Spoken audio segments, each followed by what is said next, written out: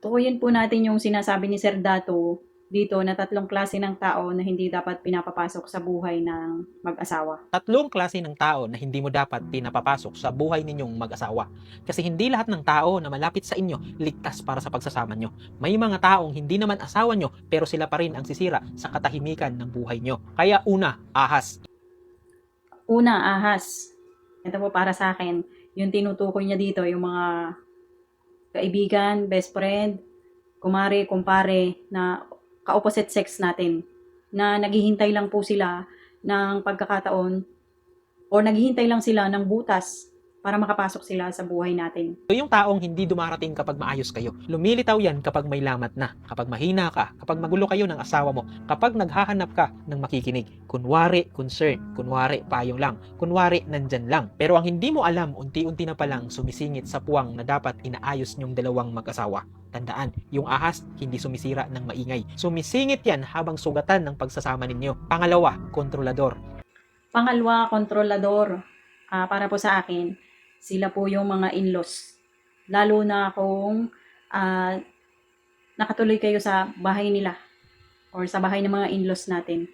Kasi sila po yung ah, may say sa lahat ng ginagawa natin. Ito yung taong gustong siya ang masunod sa buhay niyong mag-asawa. May say sa pera niyo, may say sa bahay niyo, may say sa anak niyo, may say sa bawat desisyon na dapat kayong dalawa ang nag-uusap. Kapag hinahayaan niyo yan, unti-unting mawawala ang sariling boses ninyo sa relasyon. Kaya kapag ibang tao na ang laging nasusunod, huwag kang magtaka kung pati kapayapaan ninyo mawawala. At sa galaw niyong dalawa, laging may side comment, laging may dagdag, laging may sausaw. Panghuli, pakialamero. Ito yung taong laging may opinyon sa away ninyo, sa desisyon nyo. Pero kapag lumala ang gulo, wala namang ambag sa pag-aayos. Yung pakialamero kasi, hindi tumutulong sa relasyon. Ginugulo niya lang, lalo. Kaya kung gusto nyong tumibay ang pagsasama nyo, hindi lang problema ang bantayan nyo, pati mga taong pinapapasok nyo sa loob ng buhay nyo. Kasi may mga relasyon na hindi nasira dahil humina ang pagmamahal, nasira dahil maling tao ang pinayagang makialam, sumingit at maghari sa bagay na hindi naman kanila. Pakialamero. Para po sa akin, kasama na dito yung in-laws at saka yung mga kapatid ng asawa natin or kapatid ng asawa natin or kapatid mo, ganyan. Sila po yung parang sumasawsaw pa pag nag-away kayo ng asawa nyo.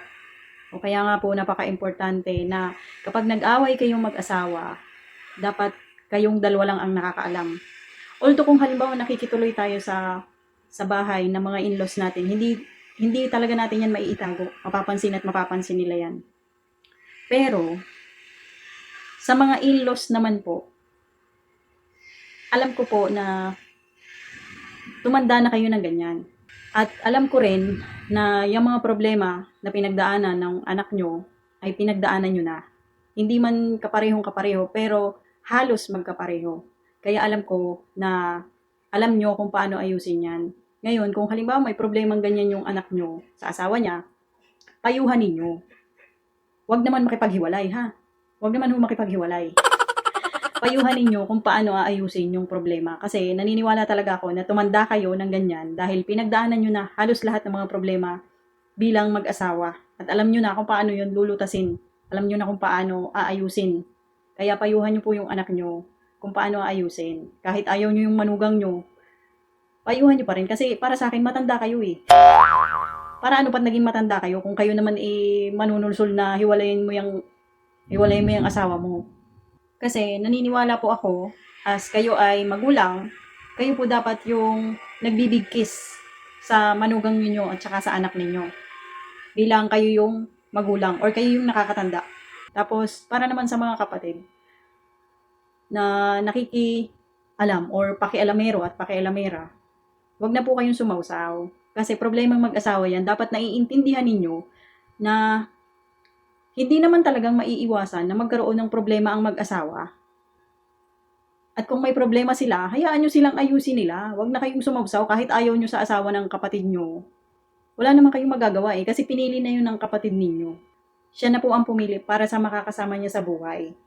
Kaya para sa akin, sa mga kapatid, wag na po kayong makisawsaw pa.